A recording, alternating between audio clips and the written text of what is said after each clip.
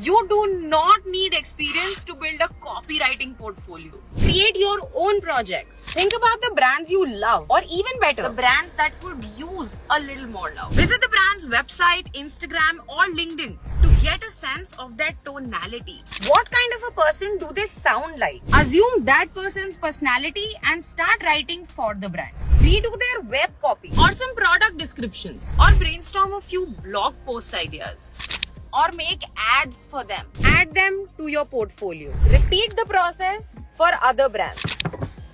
Now here's the secret. Tag copywriters who you see posting on Instagram, LinkedIn and Twitter and ask them for their feedback. A lot of copywriters today provide the option to book their time.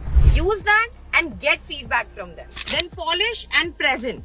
Once you have a decent collection of your work, just put it together in a neat, professional looking portfolio. Feel free to use Canva templates or platforms like Behance to present your work. Don't forget to post the same work online so people can get an opportunity to discover you and your work. And there you have it, a portfolio with zero experience, because